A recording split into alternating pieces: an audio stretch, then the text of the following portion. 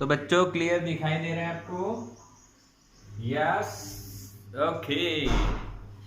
तो आज हमारा टॉपिक रहेगा एंगल ऑफ कांटेक्ट। कौन सा टॉपिक रहेगा बच्चों?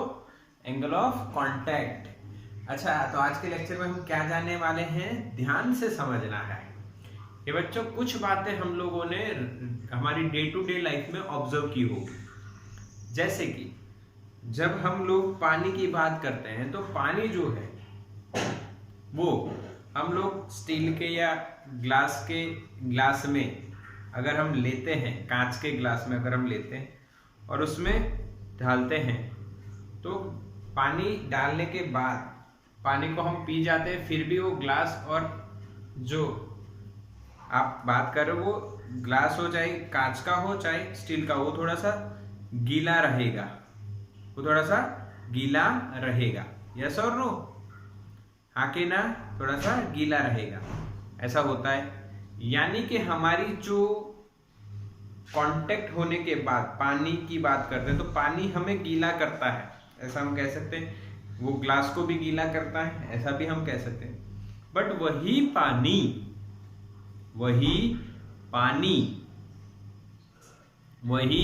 पानी किसको गीला नहीं करता है? किसको गीला नहीं करता है?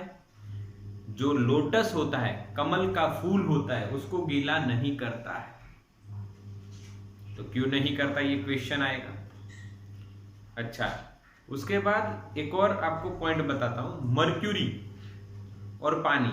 आप एक हाथ में मर्क्यूरी ले लीजिए, एक हाथ में पानी ले लीजिए, फिर उनको दोनों को वापस डाल दीजिए, तो आप देखोगे मर्क्यूरी वाला हाथ गीला नहीं हुआ पर पानी वाला हाथ गीला हो जाता है। तो ऐसा तो क्या हुआ कि मर्क्यूरी हाथ को या किसी भी बीकर में अगर लेते हैं तो उसको गीला नहीं करता पर पानी गीला कर देता है।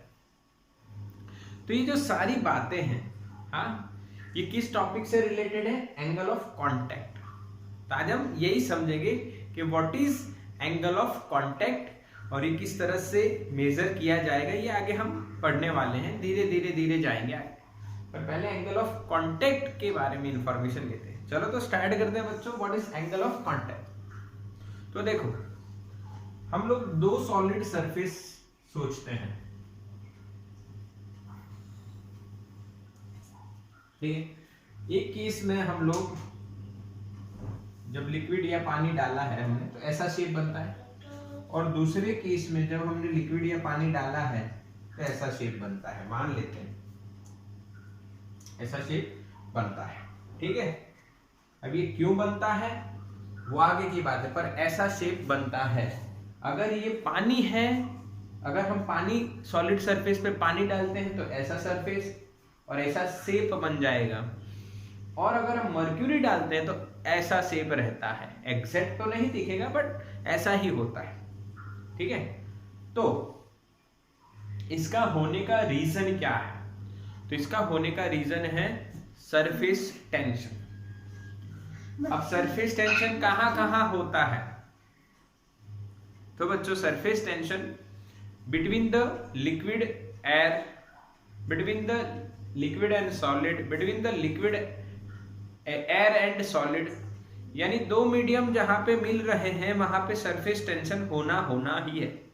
तो यहां पे देखोगे आप, तो ये लिक्विड है और ये उनके इस साइड ये सॉलिड सरफेस है। तो मैं यहाँ पे सरफेस टेंशन दिख रहा हूं एस एल, सॉलिड लिक्विड। कौन सा है ये? Solid liquid. Surface tension between solid and liquid, okay. ये लिक्विड है और ये सॉलिड है। सिमिलरली यहाँ पे सॉलिड है और ऊपर एयर है, तो इधर साइड हम लोग सरफेस टेंशन बताएंगे सॉलिड और एयर के बीच में। यहाँ पे इस पॉइंट को हम कांटेक्ट पॉइंट मानते हैं, जहां पे कांटेक्ट हो रहा है। किसका कांटेक्ट हो रहा है? तीनों का। देखो, सॉलिड ये रहा, एयर ये रही और लिक्विड ये रही। तो यहाँ पे हम लोग सारे सरफेस टेंशन, जो सरफेस टेंशंस हैं वो लिख रहे हैं। अब ये लिक्विड है और ये सॉलिड है, तो यहाँ पे हम लोग लिक्विड के सरफेस को इस पॉइंट पे टेंजेंट ड्रॉ करते हैं, एस सरफेस टेंशन, और ये हो जाएगा सॉलिड, लिक्विड एंड एयर। यहां पे लिक्विड है, यहां पे एयर है, तो यहां पे सरफेस टेंशन कौन सा रहेगा बच्चों? SLA। क्या समझ में आया? यस और नो? ये सरफेस टेंशन सॉलिड लिक्विड के कॉम्बिनेशन के लिए, ये सरफेस टेंशन सॉलिड एयर के कॉम्बिनेशन के लिए, यहां पे एयर होगी ना, और यहां पे लिक्विड और एयर, उसके टेंजेंट हमने यहाँ पे इस पॉइंट पे ड्रॉ किया, तो ये हो गया surface tension of liquid and air. Clear? Similarly हम इसके लिए बात करें तो ये हो गया पॉइंट ऑफ कांटेक्ट। यहां पे हम लोग इसको S लिक्विड लिख सकते हैं, इस साइड ये जो मिलेगा सॉलिड एयर, और यहां पे टेंजेंट जो लगाएंगे ये हो जाएगा liquid and air, liquid and air. समझ में आया? तो यहां पे हमारे पास 3 सरफेस टेंशन हैं, ऊपर भी और नीचे भी। ये दोनों में सेम है, ओके। और जो टेंजेंट ड्रॉ किया है लिक्विड के सरफेस को, वो इधर इस डायरेक्शन में है, और यहां पे यहां से ड्रॉ होगा। तो ये जो एंगल बना ये 90 से बड़ा होगा, और ये जो एंगल बना यहाँ पे ये 90 से छोटा, यानी दोनों में इस एंगल का डिफरेंस आ रहा है। और यही एंगल के कारण आप कह सकते हो कि मर्क्यूरी सरफेस को गीला नहीं करता और लिक्विड सरफेस को गीला कर देता है, यही डिफरेंस के कारण। ओके, तो आइए इसके बारे में समझते हैं। हम लोगों ने सरफेस टेंशन किसे कहा था कि भाई सरफेस टेंशन यानी फोर्स पर यूनिट लेंथ। अब अगर ये शेप ऐसा बना है तो ये सरफेस टेंशन जो फोर्स पर यूनिट लेंथ है उसके कारण ये पॉइंट जो है, मान लो इस पॉइंट को मैं नाम P देता हूं, तो ये इक्विलिब्रियम में रहता है। किसमें रहता है? इक्विलिब्रियम में रहता है। तो अगर हम इसकी इक्विलिब्रियम की बात करें, ठीक है, तो वो इक्विलिब्रियम में क्यों रहता है? क्योंकि इधर का फोर्स और इधर का फोर्स इक्वल होगा, ऊपर के फोर्स और नीचे के फोर्स इक्वल होंगे। ठीक है, अब हम लोग पहले डिफाइन करते हैं what is angle of contact. अब ध्यान से समझना है, द एंगल बिटवीन, कोई एंगल है तो दो चीज के बीच का एंगल होगा। The angle between solid surface inside liquid, solid surface inside liquid and the tangent drawn at the point of contact of solid and liquid। समझ में आया? यस और नो मैसेज करो। किसके बीच का एंगल है ये? थीटा। थीटा किसके बीच का एंगल है? solid surface inside the liquid and tangent drawn at the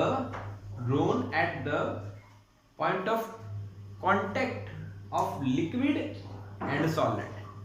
उनके पॉइंट ऑफ कांटेक्ट पे जो टेंजेंट लिक्विड को ड्रॉ किया गया है, किसको ड्रॉ किया है? लिक्विड को जो टेंजेंट ड्रॉ किया है, लिक्विड सरफेस को जो टेंजेंट हमने ड्रॉ किया है, उस टेंजेंट और जो solid surface inside the liquid है, उन दोनों के बीच का एंगल जो होगा उसे एंगल ऑफ कांटेक्ट कहेंगे। ये जो टेंजेंट है to the liquid surface at the point of contact of liquid and solid. Okay, liquid और सॉलिड जहां पे कांटेक्ट में आते हैं उस पॉइंट पे लिक्विड के सरफेस को जो हमने टेंजेंट ड्रॉ किया है, उस टेंजेंट एंड ये सॉलिड सरफेस इनसाइड लिक्विड जो है सॉलिड सरफेस इनसाइड लिक्विड जो है वो दोनों के बीच का जो एंगल होता है उसको हम लोग एंगल ऑफ कांटेक्ट बोलते हैं। क्लियर? अच्छा, समझ में आ गया एंगल ऑफ कांटेक्ट किसे कहा गया है। अब ये 90 से कम है यानी एक्यूट, ये ऑब्ट्यूस यानी 90 से बड़ा है, 90 से बड़ा है। एक्यूट क्यों बना और ऑब्ट्यूस क्यों बन रहा है ये अब जानने का समय आ गया है। अब P पॉइंट जो है, point P is in equilibrium. अगर पॉइंट P इक्विलिब्रियम में है तो ये जो सरफेस टेंशन है ये दोनों साइड के बैलेंस होने चाहिए। तो ये ना इस डायरेक्शन में ना इस डायरेक्शन में, तो इसको रिजॉल्व करता है यहां पे। तो इसको हम लिखेंगे S L A cos theta, क्योंकि एडजेसेंट कंपोनेंट हुआ, और इसका वर्टिकल जो कंपोनेंट है या परपेंडिकुलर कंपोनेंट है वो क्या हो जाएगा, S L A sine theta. ये जो है इसके वेट फोर्स को बैलेंस करेगा और ये दोनों मिलके इसको बैलेंस करेंगे, तभी ये इक्विलिब्रियम में होगा। तो हम लोग लिख सकते हैं यहाँ पे S L A cos theta plus S S L, ये दोनों सरफेस टेंशन मिलके एस एस ए को बैलेंस कर रहे हैं। समझ में आया? ये दोनों हम लोग यहाँ पे सरफेस टेंशन ले रहे हैं फोर्स की जगह पे, क्योंकि ये जो चैप्टर में हम जो ये एंगल ऑफ कांटेक्ट की बात कर रहे हैं यहाँ पे सरफेस टेंशन जरूरी है, फोर्स पर यूनिट लेंथ, इसलिए हम सरफेस टेंशन की बात कर रहे हैं। तो ये दोनों सरफेस टेंशन मिलके इस सरफेस टेंशन को बैलेंस करेंगे, तभी ये लिक्विड जो है जो डाला गया है वो यहाँ पे इक्विलिब्रियम में रहेगा। तो मैंने दोनों का एडिशन किया, राइट साइड वाले का इक्वल्स टू लेफ्ट साइड। किसी का माइक ऑन है भाई? ओके, अब हमें एंगल से काम है, तो हमने cos थीटा को सब्जेक्ट बनाने के लिए S S A minus S S L upon S L A. समझ में आया बच्चों? हमने इसको उठाया इधर, सॉरी इसको नहीं उठाया, इसको यहीं रखा है, इसको उठाया S S A minus S S L, और ये यहाँ पे बचा एस एल ए को नीचे लेके आए तो cos थीटा हमें मिला। अब यहाँ पे दो बातें हो सकती हैं बच्चों, या तो एस एस ए वो एस एस एल से बड़ा हो सकता है, ये वाला सरफेस टेंशन इस वाले से बड़ा हो सकता है, या एस एस ए वो एस एस एल से छोटा हो सकता है। दो बातें हो सकती हैं। कौन सी दो बातें हो सकती हैं? S S A that means this one is greater then S S L यानी इससे बड़ा, या फिर एस एस एल से छोटा हो सकता है। दोनों कंडीशन की बातें हम करने वाले हैं। अब मुझे बताओ, अगर एस एस एल से बड़ा है, एस एस एल से बड़ा है तो theta is greater then 0, okay. और अगर थीटा की बात नहीं कर रहे तो cos थीटा लेते हैं, वो cos theta is greater then 0, positive आएगा ना। ये टर्म बड़ी है और ये टर्म छोटी है तो ये आंसर पॉजिटिव, तो cos थीटा भी पॉजिटिव। बट अगर ये टर्म बड़ी है और ये टर्म छोटी है तो बच्चों cos theta is negative. cos theta positive, cos theta negative. तो cos थीटा कौन से रेंज में पॉजिटिव मिलता है? 0 से 180 के बीच की बात करनी है, 0 से 180 के बीच। हाँ के ना? यस और नो? क्लियर समझ में आ रहा है बच्चों? क्लियर दिख रहा है बच्चों? आगे ना? यस, समझ में आ गया ये?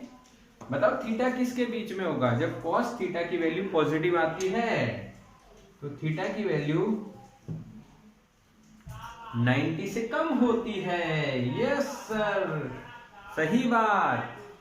हाँ, और जब थीटा की वैल्यू cos थीटा की वैल्यू नेगेटिव होती है, इसका मतलब वो एंगल जो है वो 90 से बड़ा है, यहाँ पे एक्यूट, यहाँ पे ऑब्ट्यूस। क्यों ऐसा हुआ? Due to the surface tension. तो ये बना due to the surface tension relation, और ये एंगल बना due to the surface tension relation. तो theta can be less than 90 और ग्रेटर देन 90। इसी बेसिस पे हम कहते हैं कि ये भाई जो सरफेस है उसको वेट करेगा, और ये वेट करेगा और ये वेट नहीं करेगा, गीला नहीं करेगा, ये गीला करेगा। समझ में आया? यस, बिल्कुल। तो कब सरफेस को लिक्विड गीला करता है? जब थीटा एक्यूट होता है। कब नहीं करता है? जब थीटा ऑब्ट्यूस होता है, 90 से ज्यादा होता है।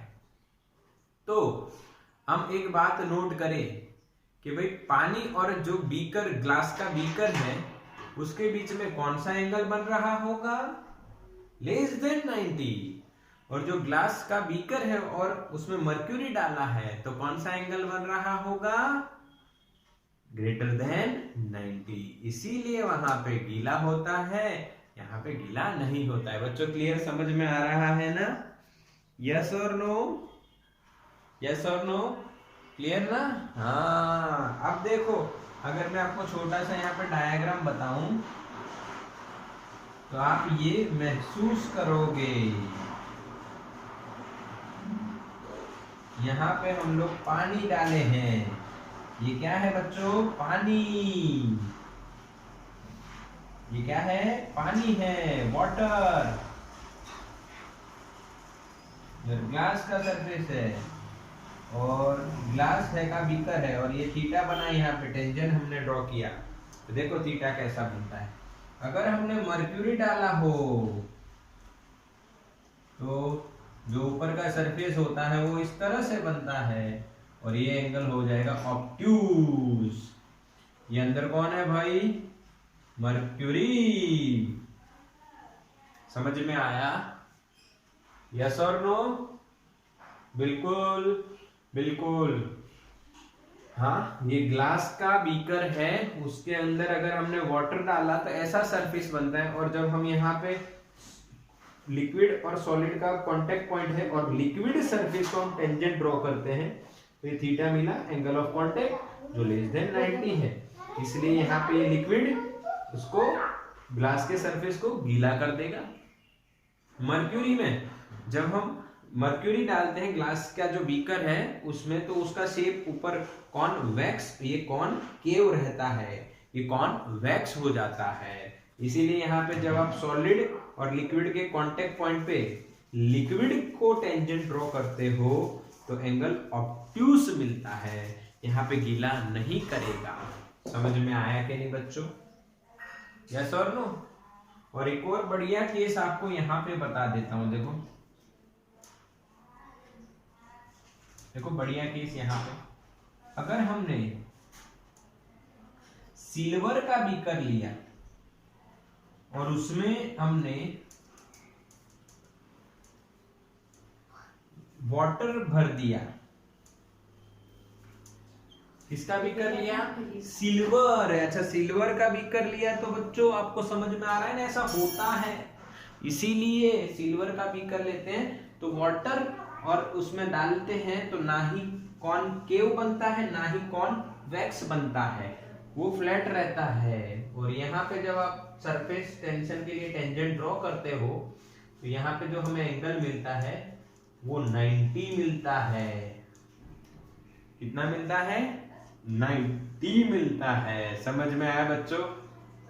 क्लियर के नहीं? यहाँ पे लेस देन 90, यहाँ पे ग्रेटर देन 90। और सिल्वर का अगर बीकर हुआ, किसका? सिल्वर का, तो angle theta, angle of contact कितना होता है? 90। इसका स्क्रीनशॉट ले लो बच्चों जल्दी से। चलो क्लियर? बिल्कुल मेरे बच्चों, कोई डाउट तो नहीं रह गया ना? बिल्कुल ओके। अब हम लोग इसी बेसिस पे आगे बढ़ते हैं और हमारा जो टॉपिक रहेगा नेक्स्ट, जो ये हमने 3.3 था, अब 0.4 देखते हैं। देखो 0.4 कौन सा टॉपिक है बच्चों? Drop and bubble.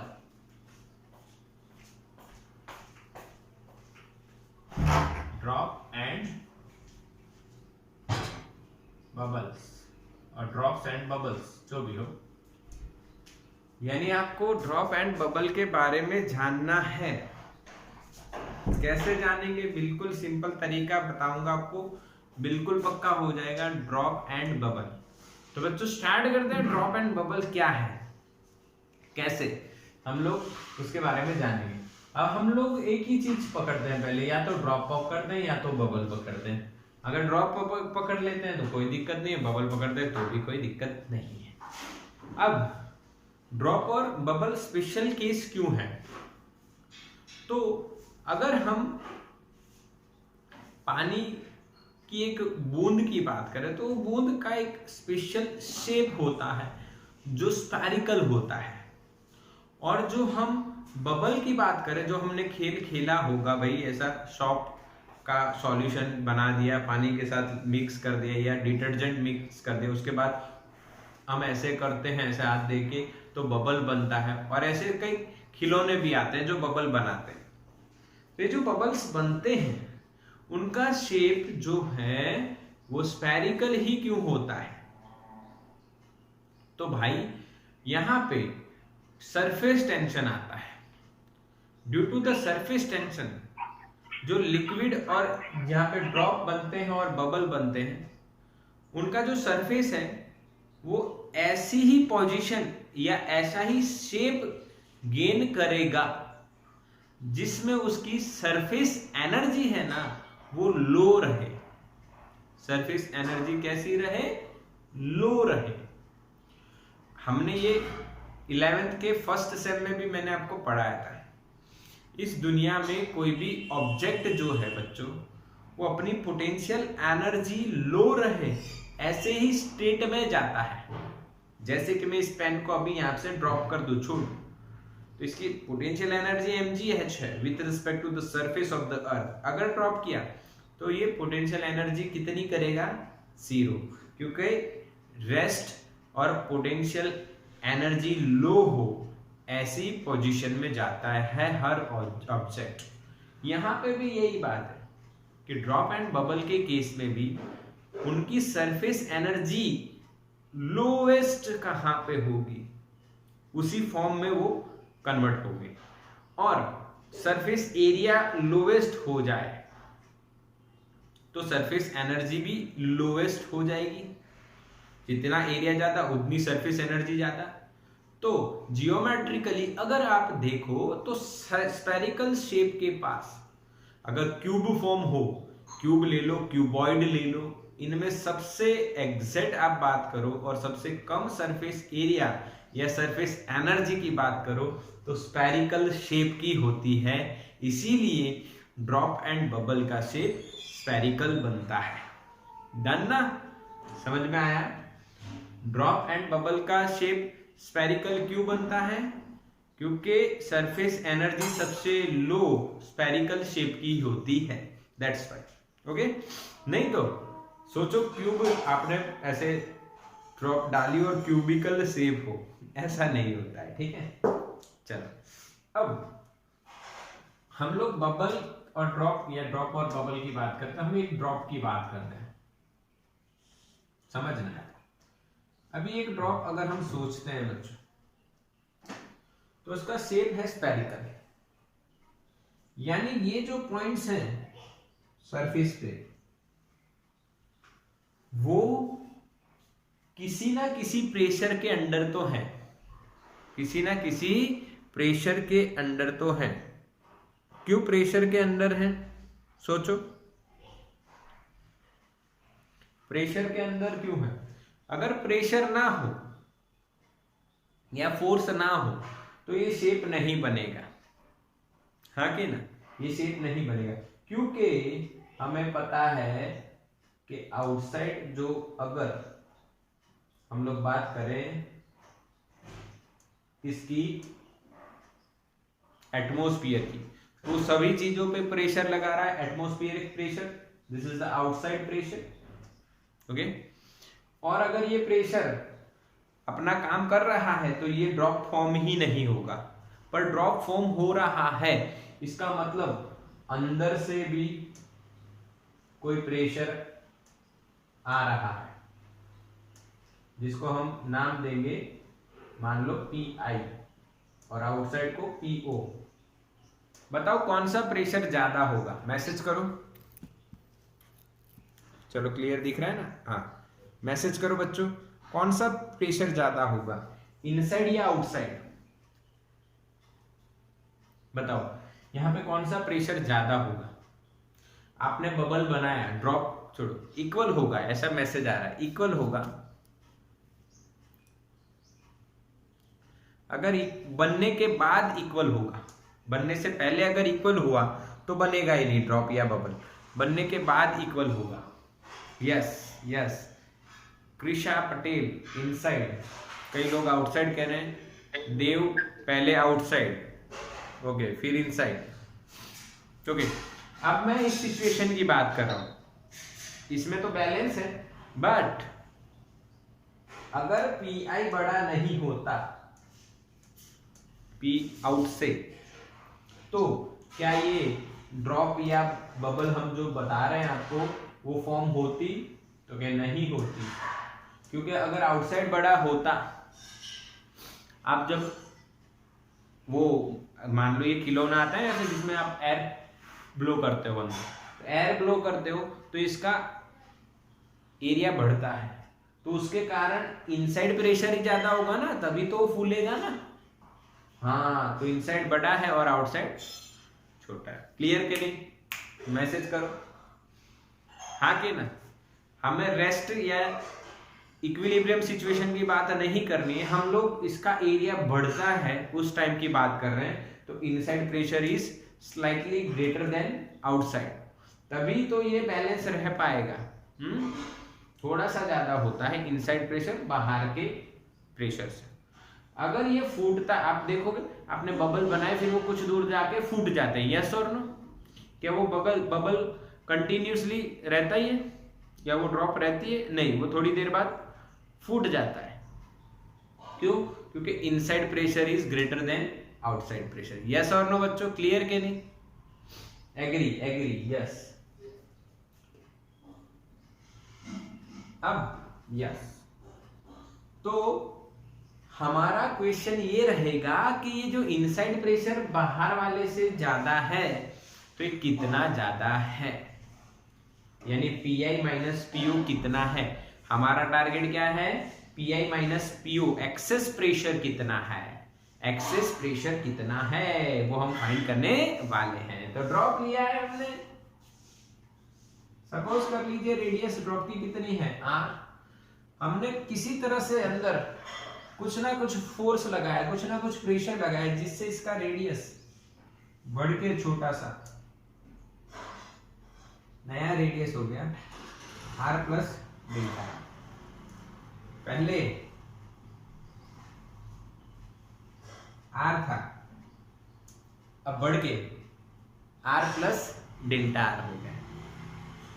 तो हमने यहाँ पे जो सरफेस, ये बबल भी मान सकते हो आप बच्चों, क्या मान सकते हो? बबल। एनसीईआरटी में ड्रॉप से दिया है इसलिए मैं ड्रॉप का बता रहा हूँ, आप बबल भी मान सकते हो। सेम क्वेश्चन आएगा, सेम सॉल्यूशन आएगा, थोड़ा सा फर्क रहेगा। बबल और ड्रॉप में फर्क क्या रहता है पता है? ड्रॉप में ओनली सिंगल साइड एयर होगी और बबल जो बनेगा उसमें अंदर भी और बाहर भी दोनों साइड एयर रहेगी। ओके, नाउ क्या हमें वर्क करना पड़ा? यस सर, वर्क हमें करना पड़ा। Work done in terms of, हम निकालेंगे इन टर्म्स ऑफ सरफेस टेंशन। पहले निकालेंगे कि भाई वर्क हुआ टू इंक्रीज द एरिया, तो आपको पता है W1 is equals to surface tension into change in area. Yes और नो? मैसेज करो। You all know this. What is the work done to increase the surface area? By delta a is S into delta a. याद आ रहा है ना, वो हमने एक फ्रेम बनाई थी वहां पे ये डिराइव किया था। यस यस, तो सिंपल है एस इंटू डेल्टा ए। क्या बच्चों याद है आपको ये? बिल्कुल क्लियर? Okay yes. अब क्या डेल्टा ए का मतलब फाइनल माइनस इनिशियल होगा? फाइनल एरिया क्या लिखोगे? 4 pi R plus delta R square. और इनिशियल एरिया क्या लिखोगे? 4 पाई आर स्क्वायर। अब इसको एक्सपांड करेंगे तो 4 pi R square plus 2 R delta R plus delta R square. आगे ना, समझ में आ रहा है बच्चों? आप क्लियर है ना बच्चों वॉइस? Okay okay. तो बच्चों यहाँ पे a2 माइनस a1 हमें करना है। a2 हमने लिखा, इसका एरिया, इसका यार a1 हो गया, कोई दिक्कत नहीं है। बट ध्यान से देखिए यहाँ पे, इसको हम लिखेंगे 4 pi R square plus 2 R into delta R, क्योंकि डेल्टा आर वो है, डेल्टा आर जो है यहाँ पे लिख रहा हूं डेल्टा आर का स्क्वायर अप्रोक्सीमेटली क्या हो जाएगा? 0। ये अप्रोक्सीमेटली 0 होगा। क्यों? क्योंकि कोई छोटी वैल्यू का स्क्वायर आप करोगे तो बहुत छोटा आएगा, यानी 0.01 मीटर मान लेते हैं। आर की वैल्यू 0.01 मीटर, हाँ यानी 1 सेंटीमीटर। 1 सेंटीमीटर हालांकि बड़ी बात हो जाती है, पर 0.01 मीटर यानी 1 सेंटीमीटर। अब 0.01 मीटर का स्क्वायर बहुत छोटा हो जाएगा, दैट्स व्हाई उसको 0 कर दिया। तो ये हमारा a2 आ गया। बोलो समझ में आया बच्चों? ये स्फेरिकल शेप है, उसका एरिया कितना? 4 पाई r1 स्क्वायर। स्फेरिकल शेप है ना, सरफेस एरिया। अब ये भी वही है, पर यहाँ पे रेडियस बढ़ गई r प्लस डेल्टा आर, तो r प्लस डेल्टा आर का स्क्वायर। फिर हमने उसको एक्सपांड किया तो क्या हुआ? r का square 2 r delta R plus delta R square. ये तो a प्लस बी का स्क्वायर हो गया। पर डेल्टा आर बहुत छोटा है तो उसका स्क्वायर और भी छोटा होगा, तो उसको 0 कर दो, तो बचा हमारे पास ये a। ओके, अब इसको यहाँ पे पुट करेंगे तो ध्यान से देखिए, मैं a2 लिख रहा हूं 4 पाई, ठीक है? ये लिख रहे हैं हम लोग in the bracket r square plus 2r delta R minus. अब देखिए a2 में से a1 सब्ट्रैक्ट करेंगे, पर दोनों में 4 पाई है तो मैंने 4 पाई कॉमन लिख लिया, और ये माइनस आर स्क्वायर करेंगे तो बच्चों आप देखोगे आर स्क्वायर आपका कट हो जाएगा, 4 2 जा 8 आ जाएगा, 8 pi R delta R. This is the equation of change in area. तो वर्क कितना हुआ? S 8 या आप लिख लो ऐसे ही S इंटू डेल्टा ए, तो डेल्टा ए की value 8 pi R delta R. This is the work done in terms of surface tension. समझ में आया? यस और नो? फिर से वॉइस नहीं आ रहा है, अब आएगा बच्चों। अब क्लियर है?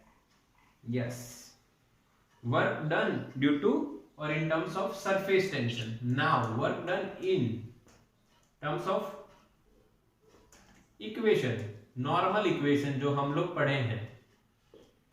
कौन सा equation? W2 is equal to force into displacement. Yes और नो? फोर्स इंटू डिस्प्लेसमेंट और फोर्स डॉट डिस्प्लेसमेंट। अब फोर्स कितना लगा?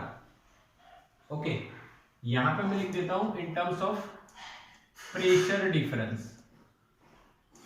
ध्यान से देखना, पीआई पीओ से बड़ा है तो प्रेशर का डिफरेंस कितना हुआ? Pi minus PO. तो फोर्स कितना होगा? Pressure difference pi minus PO into area into displacement कितना हुआ बच्चों? Delta R. अब यहां पे आप इस तरह से लिख दीजिए फोर्स इंटू डिस्प्लेसमेंट। क्यों? फोर्स भी इधर लगा और डिस्प्लेसमेंट भी एक ही डायरेक्शन में, यानी आप cos थीटा करने की कोई जरूरत नहीं है।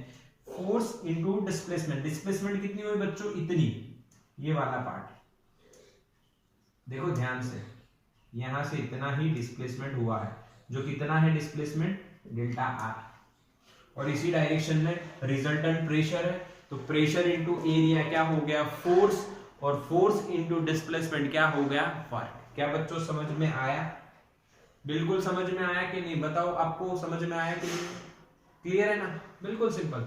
Work is equals to force into displacement, और फोर्स को हमने प्रेशर के फॉर्म में लिख दिया, तो this is our answer, simple, बस इसमें और कुछ करना नहीं है, दिस इज W2 खत्म। अब दोनों ही वर्क से आर रेडियस डेल्टा आर जितनी बढ़ गई, दोनों ही वर्क से, ये हमने वर्क फाइंड किया, एक टर्मिनोलॉजी, एक लॉजिक सरफेस टेंशन से, ये वर्क फाइंड किया दूसरे लॉजिक प्रेशर डिफरेंस से। क्या दोनों वर्क सेम ही हुए ना भाई, हाँ के ना, जैसा और नो, यानी कैसी बात है, मैं दो स्टेटमेंट बोलता हूं, मैं आपका टीचर हूं, हाँ के ना, और आप मेरे स्टूडेंट हो, बात तो एक ही है ना, ठीक है, समझ रहे हो, दोनों बात एक ही है। तो भाई अब हम क्या करेंगे, इक्वेट इक्वेशन 2 and 1 और कंपेयर देम, दोनों सेम होंगे, तो 2 मैंने लिखा pi minus P O 4 pi R square into delta R is equal to, इसको हटा देते हैं चलो, W1 कितना है, S into 8 pi R delta R. अब बच्चों आप देखोगे डेल्टा आर कट हो जाएगा, एक आर कट हो जाएगा, पाई भी कट हो जाएगा, 4 2 जा 8 हो जाएगा, तो यहां पे आपको जो प्रेशर डिफरेंस निकालना है वो क्या आ जाएगा, 2 इंटू एस अपॉन, एक आर बचा वो नीचे जाएगा, ये है answer, excess pressure inside drop. क्या बच्चों समझ में आया, दो अलग अलग टर्मिनोलॉजी ली हमने, लॉजिक दो अलग अलग है, दो अलग अलग टर्म्स ली, सरफेस टेंशन और प्रेशर डिफरेंस, उन दोनों से जो वर्क की इक्वेशन हमें पता है वो लगा के हमने वर्क फाइंड किए, और फाइनली जो प्रेशर डिफरेंस ड्रॉप और बबल में डेवलप हो रहा है, उसमें ड्रॉप का जो प्रेशर डिफरेंस है वो कितना निकला, 2s/r। बोलो समझ में आया। तो इक्वेशन की नोटबुक जो है आपकी, उसमें ये ड्राइंग बना लेनी है, ये लिख लेना है, और ये अगर कंसेप्ट आपको लिखना है तो ठीक है, बट ये जरूर से लिखना है Pi minus P O is equal to 2s/r। बच्चों इसका स्क्रीनशॉट लो, हम लोग बबल भी देखने वाले हैं, हम लोग बबल भी देखने वाले हैं बच्चों, हो जाएगा अभी की अभी हो जाएगा, क्लियर ना, यस और नो, डन, स्क्रीनशॉट हो गया बच्चों,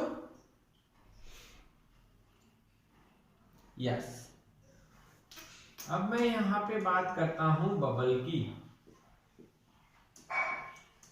अब बबल और ड्रॉप में क्या चेंजेस आता है, ध्यान से देखिए, यहां पे अंदर भी एयर होगा और बाहर भी एयर होगा, दोनों साइड एयर है, यानी दो फ्री सरफेस है, तो यहां पे कुछ भी चेंज नहीं होगा, बट सरफेस टेंशन में आपको पता है यहां पे 2 गुना चेंज हुआ है, कितना, 2 गुना, तो यहाँ पे 4 2 जा 8 और 8 2 जा 16 आ जाएगा, समझ में आया, क्यों 2 गुना, अंदर भी सरफेस एरिया और बाहर भी सरफेस एरिया, दोनों साइड फ्री सरफेस हैं, दोनों साइड एयर हैं बबल के लिए, तो दो साइड एरिया में चेंज हुआ, दैट्स व्हाई 2 मल्टीप्लाई करना है, यहाँ पे 16, अब यहाँ पे भी क्या हो जाएगा 16, यहाँ पे भी क्या हो जाएगा 16, और यहाँ पे आप कट करोगे तो 4 4 जाएगा, तो यहाँ पे क्या आ जाएगा 4। समझ में आया बच्चों, यस और नो, समझ में आया कि नहीं, मैसेज करो जल्दी से, बिल्कुल, यस और नो। सर ये तो आपने कुछ किया ही नहीं, सिर्फ यहाँ पे 2 से मल्टीप्लाई किया, यहाँ से 2 से 2 2 2, बस और कुछ भी नहीं। हाँ इतना ही है। यानी आप जब बात कर रहे हो एक्सेस प्रेशर की, वो हमने यहां पे एक्सेस प्रेशर निकाला PI माइनस PO, जो रहेगा ड्रॉप के लिए 2S/R और बबल के लिए 4S/R। समझ में आया? क्योंकि बबल के अंदर कितने फ्री सरफेस हैं? 2। कितने? 2। पर बच्चों आप एक और बात याद रखिए, इसमें छोटी सी बात है, कोई ज्यादा बड़ा लॉजिक नहीं है, छोटी सी बात है। अगर वो बबल लिक्विड के अंदर बन रहा है, यानी आप पानी की बोतल को ऐसे शेक करोगे तो अंदर बबल्स बनते हैं। अगर बबल लिक्विड के अंदर है तो उसके आउटसाइड में एयर है? नहीं, लिक्विड है, सिर्फ अंदर एयर है। तो कितने फ्री सरफेस हुए? 1। तो बबल इनसाइड लिक्विड का इक्वेशन भी क्या रहेगा? 2S/R। समझ में आया बच्चों? मैसेज करो, बबल इनसाइड लिक्विड कितना रहेगा? 2S/R। ये बबल इन एयर है, एयर में होगा तो दोनों साइड एयर होगा, इसीलिए यहाँ पे 2 फ्री सरफेस, यानी क्या आया? 4S/R। बोलो समझ में आया कि नहीं? क्लियर ना बिल्कुल? यस। अब इसको ही याद रखना है, एक्सेस प्रेशर का इक्वेशन रहेगा PI minus PO is equals to 2S/R for drop and bubble inside liquid, और for bubble in air 2 free surface, that's why 2 2 जा 4S/R। सिंपल। स्क्रीनशॉट लो इसका।